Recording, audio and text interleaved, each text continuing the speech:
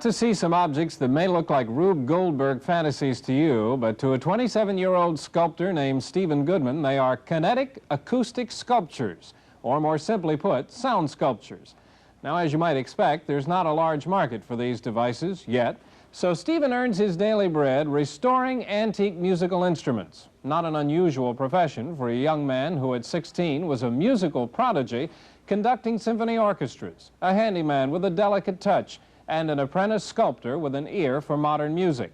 We met Mr. Goodman in the middle of his exotic orchestra, and here is what his creations look and sound like.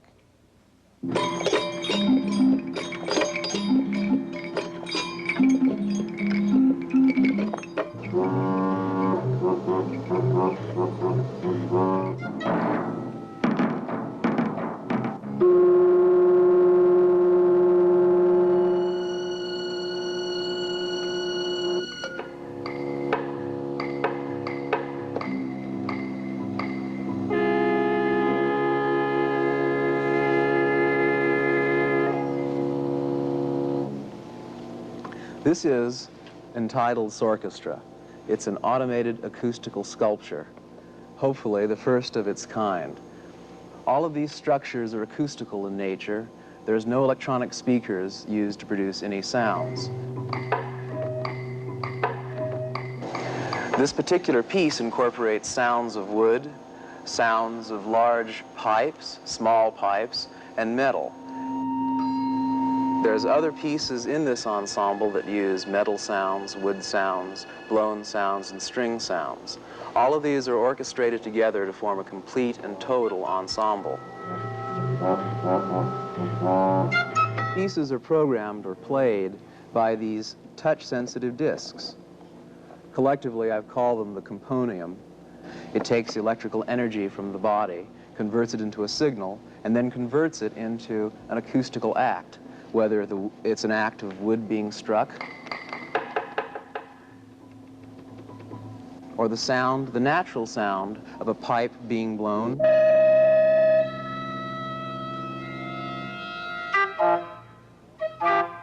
I am concerned with natural materials and natural sounds. A particular material will give off a particular sound, and I want to explore the relationship to what you see and what you hear.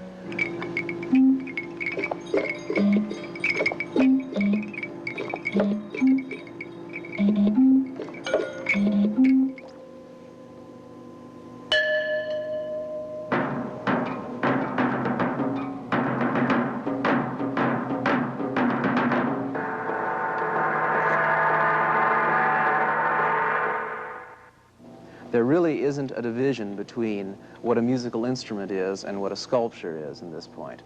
These pieces simultaneously exist as both forms. So you're receiving communication both from what you hear and from what you see. When I get an idea for these pieces, they might come to me in the forms of sound, abstract sounds. Sometimes I'll see a vision, a design, a scheme. Some pieces are worked out strictly on their aesthetic values. Other pieces are worked out on the drawing board. Sometimes a piece might be created that turns out totally different from the way that I originally intended it to be, and it's beautiful. It's its own entity. It has its own life.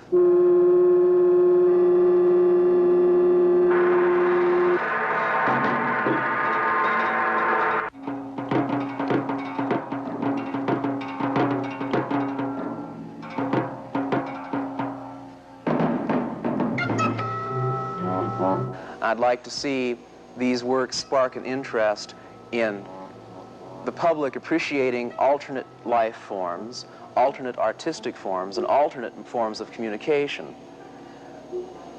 That's probably the greatest social comment that I'm really looking for out of these works.